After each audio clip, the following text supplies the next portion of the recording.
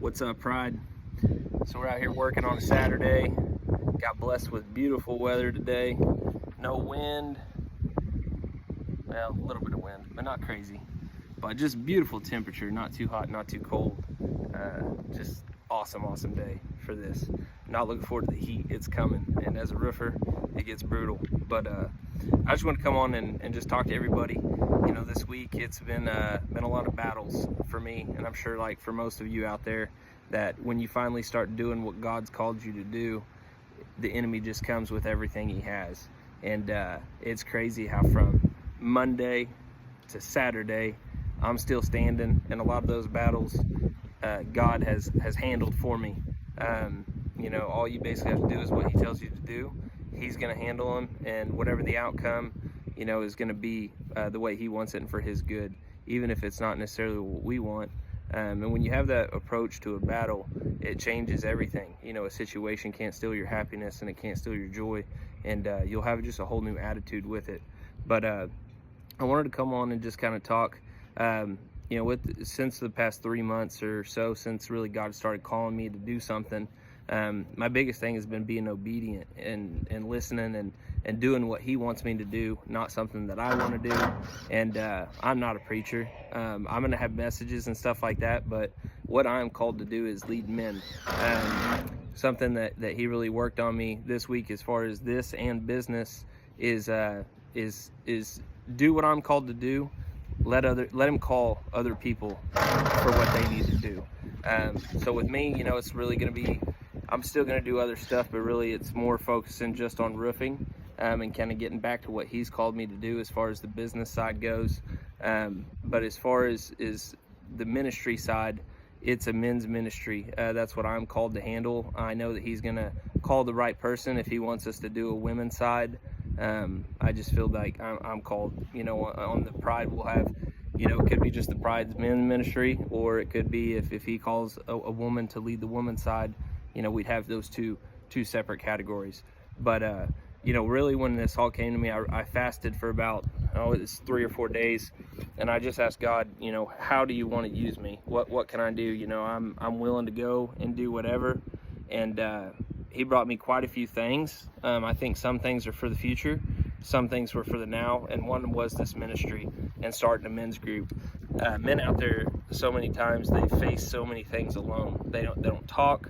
It's all just, I can fix it. You know, some of it's pride, some of it's ego, but some of it's just being guys. We don't talk like girls do.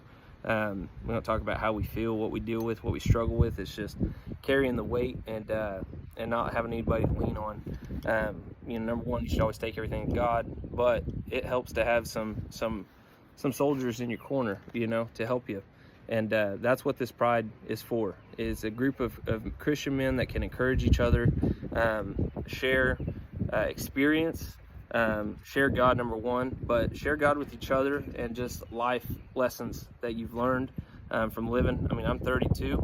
I've done some stuff in my 20s I wish I wouldn't have, you know, that I can share with a 20-year-old or a 22-year-old. There's guys in their 50s, 55, that's either, you know, either done things they should have done or they shouldn't have, that they can share with me. And it goes on and on. So I hope that you decide to join the Pride. It's free. It doesn't cost anything. Literally, you're going to get a text message that asks to opt in. God's directed me to do a mass texting system, so it's not going to be a group text where your phone's going to be blown up and you just eventually get to where you're not looking at it. It's going to be individualized text messages to each person.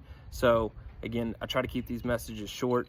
I know they're going to run longer than I want, just because I get a lot of things I want to say, but sometimes it might just be, you know, just a text. Sometimes it might be a short video. It could be once a week, twice a week, every day. I don't know. Really, with this, I'm just praying and doing what I'm supposed to feel like God's calling me to do, and being obedient. I don't want anything to be the way I want it to be, and what I'm creating. You know, I'm really trying to listen to God and have him show me what he wants it to be. So that's the first part of the Pride, you know, is having a group of guys that work together, encourage each other, grow each other, hold each other accountable. The second part is ministering out in public. You know, as a roofer, I deal with material suppliers, I deal with people at Quick Trip, I deal with people everywhere, just like y'all do. a lot of y'all probably deal with more people than me and have more opportunities. And it's crazy just in the past 3 months of really when God called me, how many opportunities I've had. And it's like those opportunities were there before, but I just wasn't taking advantage of them. So that's the second part, is just going to be letting God use you. Our mission verse is Psalms 25:4. It says, "Show me the path, O Lord, point out the road for me to follow." And really it's just taking that in your day-to-day life, and God will put you places with, I mean, people who are dealing with depression, drugs, alcoholism, health issues, marriage issues. I mean, just the list goes on and on. And if you're willing and if you let him, number one, you have to get yourself right. You cannot go into this dealing with your own mess. Not that we're not all going to sin and keep sinning, but get right, and then he can use you to help others.